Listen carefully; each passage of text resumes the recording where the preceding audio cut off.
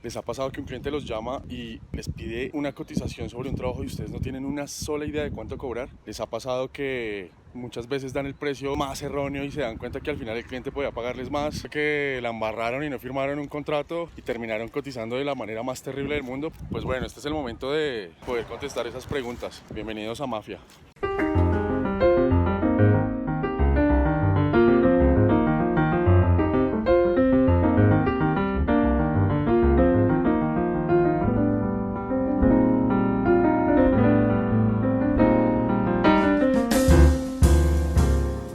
Cuando yo empecé, yo no sabía cobrar obviamente y pues llegaba, salía un trabajo, un cliente me decía, Mauro, ¿cuánto me cobra? Y yo pues no tenía ni idea, ni nadie me enseñó porque no es algo sencillo de hacer.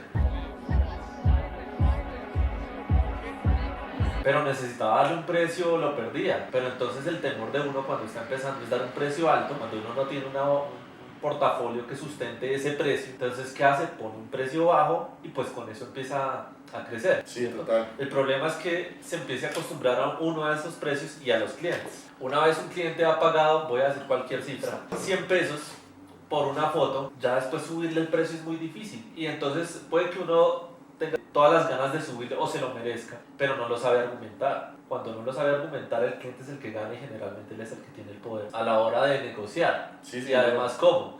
Pues tiene más fotógrafos, más gente a la que escoger, y si no es usted, es usted, es usted. Entonces, mucha gente también empezando por el miedo de no perder ese trabajo, pues lo toma, acepta.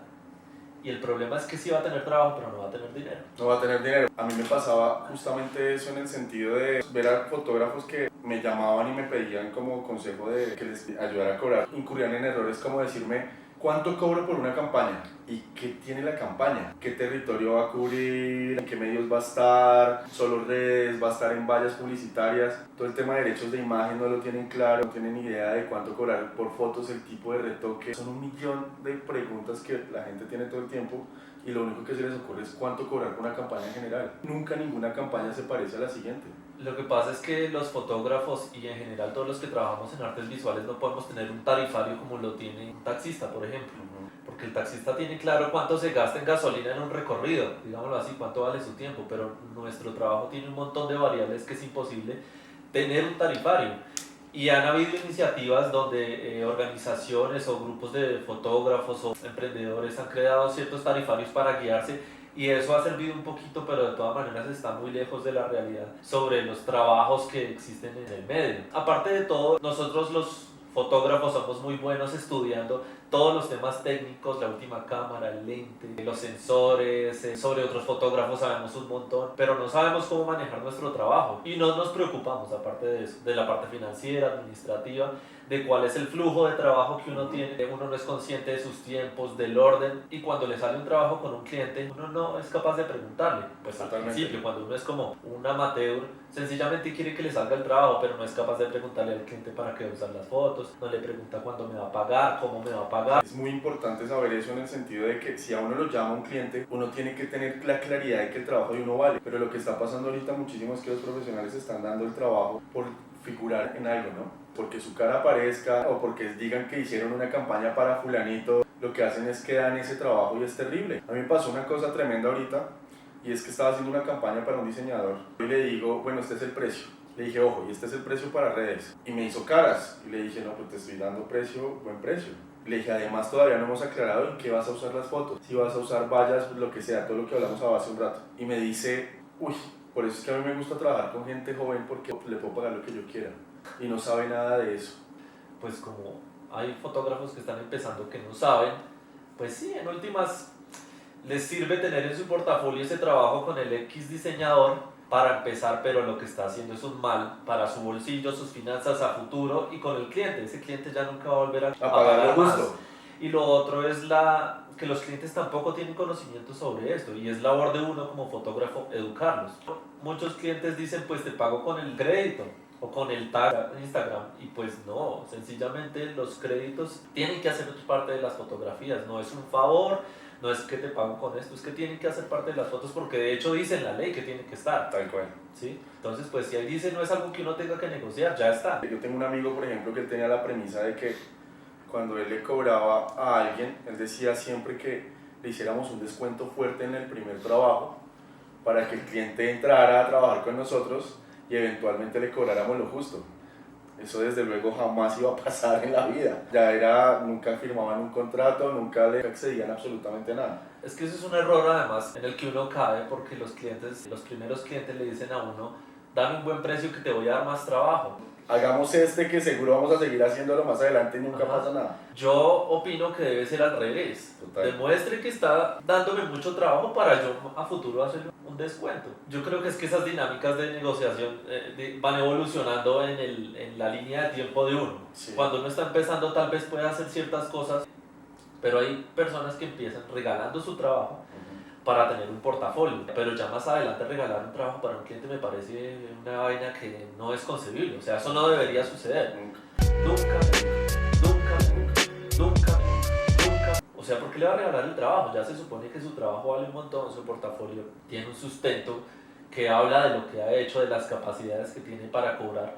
Y lo otro es también uno tener como peso en los pantalones para incluso rechazar trabajos. Hay trabajos que no todos los trabajos son para uno. Hay propuestas que uno cree que son buenas, pero lo que uno debería hacer es analizar también con otros fotógrafos si lo que le está ofreciendo el cliente vale la pena para tomar el trabajo o no. Totalmente, además eso está buenísimo porque, por ejemplo, yo me encontré un fotógrafo hace poco, hablábamos y me decía que él prefería sacar 5 campañas al mes fijas de $1 millón cada una, que porque era su flujo de caja y era la manera en la que él vivía. Y por ejemplo, para mí es todo lo contrario, yo prefiero apostarle mi tiempo, teniendo en cuenta que nosotros somos freelance y que trabajamos muchísimo más independiente a pesar de que existan las productoras con las que trabajamos, pero yo prefiero apostarle al cliente que me va a pagar los 5 millones, por poner un ejemplo de un número, ¿no? Pero prefiero apostarle al cliente que me va a pagar los 5 millones y no a los 5 seguidos, porque la gente no se da cuenta que hay una vaina que es más importante que la plata y es el tiempo. Entonces, si yo hago un cliente de $1 millón, ¿qué requiere eso? Requiere que yo vaya y me siente con el cliente a una primera reunión, posiblemente una segunda, posiblemente preproducción, posiblemente el día del shooting y digamos que en un buen caso un par de días de postproducción. Ya tengo 7, 5 clientes por 7 días. No le da el mes. Ya no me da el mes. Sí.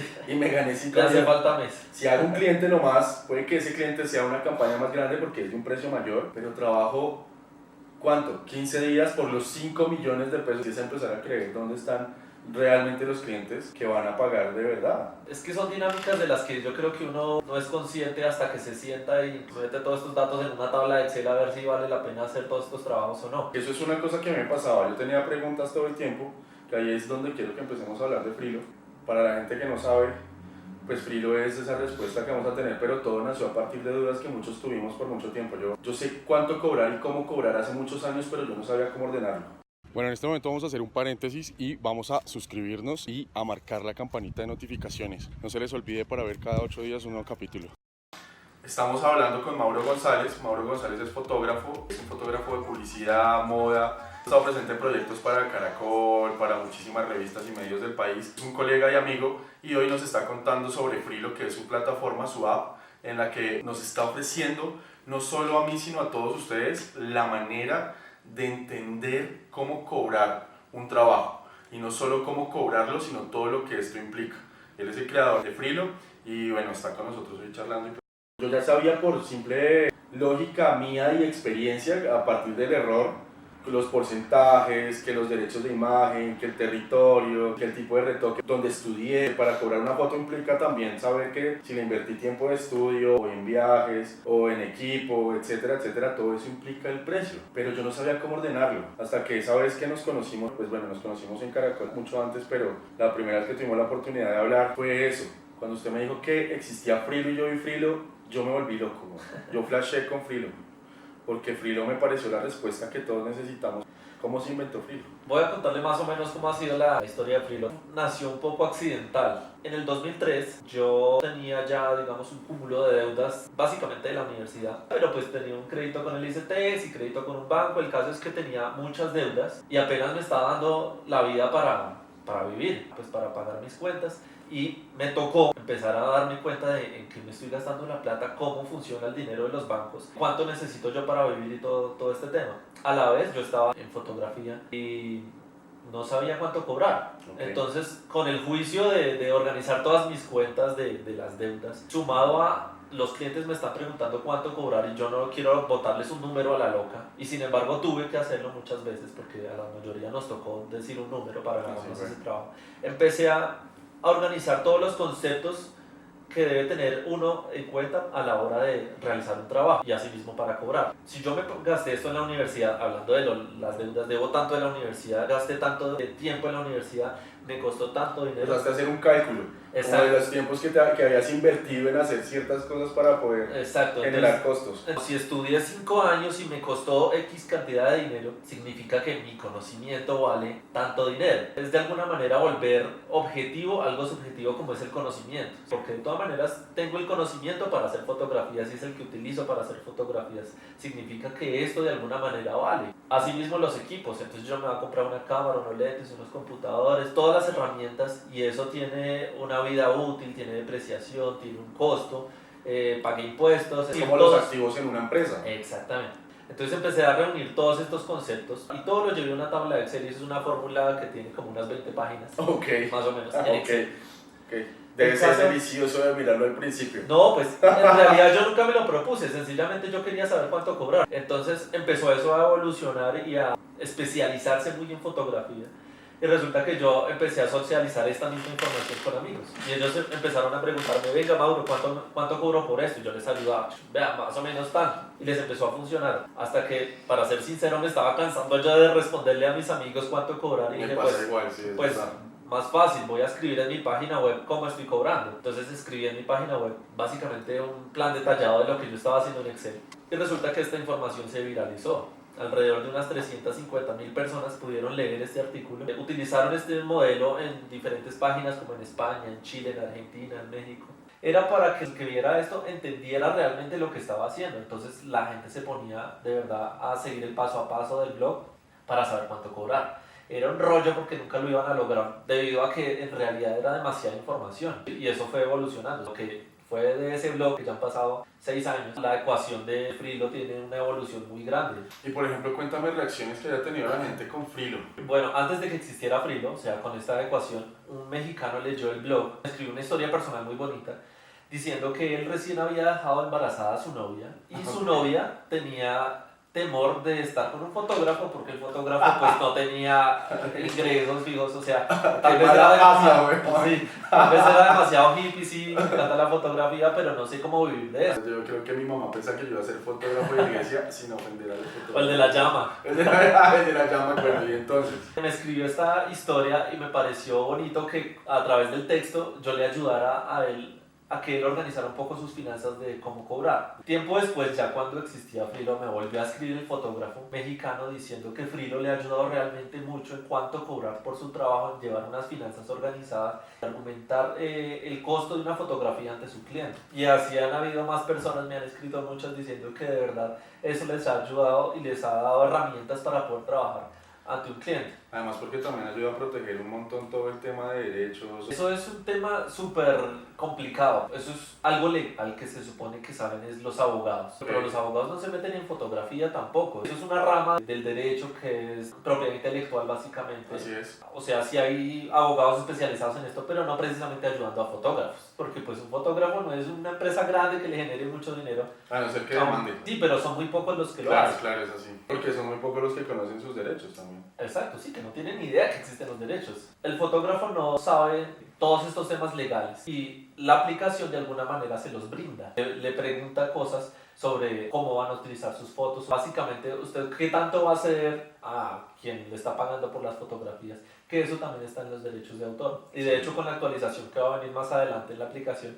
va a ser aún más específico en derechos de autor. ¿Qué tanto permite usted que afecten, por ejemplo, sus fotos? Si usted permite que las recorten, si se las pixelen, que pinten sobre ellas, así sea digital. Y eso también interviene en el costo.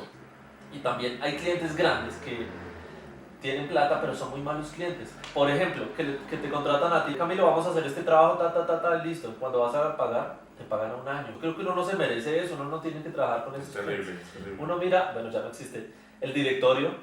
Y existe. Todavía existe. Lo vi hace poco, llegó acá, ahora es delgadito, pero existe. Ya no llega el blanco y el amarillo de... Antes era así. Y cada página tiene cientos de empresas. Lo digo es porque uno debe ser consciente de que empresas hay por montones.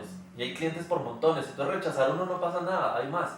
Así como también hay fotógrafos que no le sirven a ciertos clientes. Y hay que perderle el miedo a decirle al cliente que no. A veces pensamos que si le decimos al cliente que no, entonces ese mes no hay para el alquiler de la casa o la cuota de la casa o la cuota del carro. Lo que el freelance tiene que entender desde mi punto de vista, y no sé si tú estarás de acuerdo, es que esto es un trabajo más fuerte incluso que de empresa.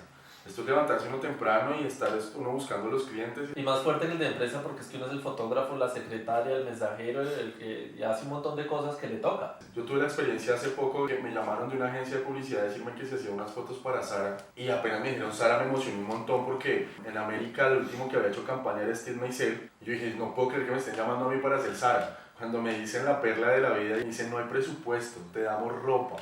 Yo no lo podía creer porque se acostumbraron a que, y sobre todo lo ven mucho con los latinos. Lamentablemente todavía estamos subyugados por parecer de tercer mundo, pero es terrible porque se quedó en la memoria del mismo colombiano y en la misma memoria del latino que el trabajo es gratis. Entonces yo creo que el creativo que me llamó dijo, no, a este le digo que es Zara y este se orina. No, y es que las marcas grandes están, muchas, otras no, muchas abusan de su poder. Pero me parece que es una práctica terrible. Créeme que no es solamente marcas grandes, está pasando con el nuevo diseñador emprendedor. De hecho estoy viendo un problema gigante, Mauro, ahorita y es que entre nosotros mismos, entre rubros, no conocemos ni nos tomamos el tiempo de conocer el rubro del otro. Y es necesario. Sí, uno es muy fresco, uno cree que ser fotógrafo es solo ser fotógrafo.